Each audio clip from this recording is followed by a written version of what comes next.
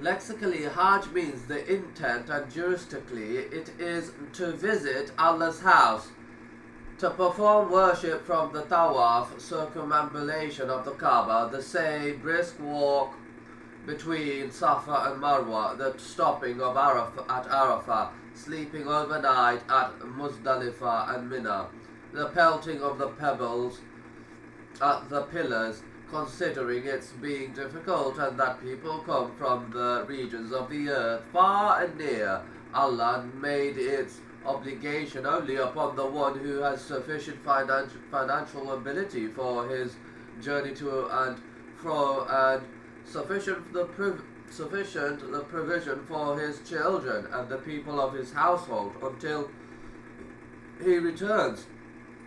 For such the Hajj is obligatory if he is physically able. He performs the Hajj himself, but if he is unable and his inability is continuous, he deputes a representative for himself. If he dies without performing the Hajj while he was able, then it is obligatory upon his heirs to remove what will be sufficient to perform the Hajj from his property. This is because it is from the pillars of Islam.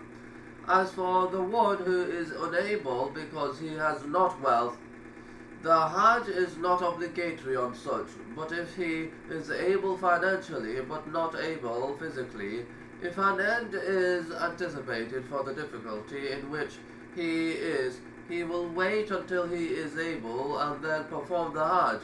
But if the end is not in sight for the difficulty because he is old or chronically sick, a deputy is appointed for him.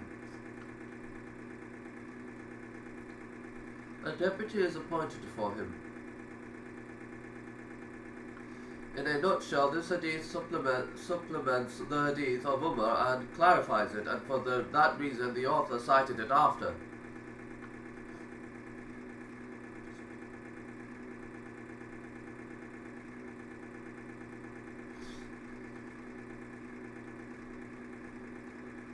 Hadith 4. May Allah be pleased with him, said, the Messenger of Allah narrated to us, and he is the truthful one and the trusted, that certainly the being of each of you is brought together in the womb of his mother for 40 days in the nutfa form. Then he becomes alaka for similar period, and then it becomes mudqa for a similar period. Thereafter the angel is sent to it, he blows life into it, and is ordered with 4 words: the writing of its wealth, lifespan, work, and whether it will be a successful one or wretched. I swear by Allah, beside one there is no one worthy of worship. One of you will act upon the deeds of the people of the paradise, until that between him and it is only a cubit. Then the written overtakes him, and he acts upon the deeds of the people of the fire, and enters it. And one of you will act upon the deeds of the people of the fire, until that between him and it is only a cubit. Then the written overtakes him, and he acts upon the deeds of the people of the paradise, and enters it. Commentary. The Messenger of Allah narrated to us, and he is the truthful one and the trusted, that certainly the being of each of you is brought together in the womb of his mother. Yujma'u, brought together because the child forms from 2 kinds of fluid, the fluid of the male and that of the female. Allah the Exalted says, verily we have created man from nutfa, drops of mixed semen, discharge of man and woman, amshaj, that is combined. And Allah the Exalted said, proceeding from between the backbone and the ribs, that is the backbone of the male and the ribs of the female. So the child is brought to being from 2 kinds of fluid, the fluid of the man and the fluid of the woman. He said, is brought together in the womb of his mother for 40 days in the nutfa form. nutfa meaning drop of semen,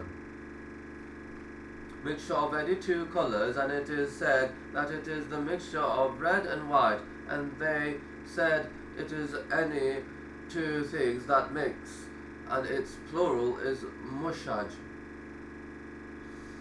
He said, then it becomes alaka, the semen changes form to blood.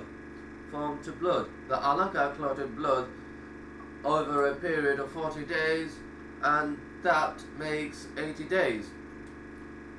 He said, then it becomes mudgha, then it changes form from the blood to mudgha, that is a little lump of flesh over the third 40 days. This makes 120 days in the mudgha phase. Its limbs are brought into being, and it becomes obvious that this is a fetus. He said, thereafter the angel is sent to it, meaning then within the fourth 40 days, at the dot of 4 months, 120 days, the angel in charge of fetuses is sent to it and enters it onto it in the womb of its mother. He said, he blows the spirit into it, the spirit by which it will move, the spirit for existence. Mankind has been unable to discover the reality of the spirit.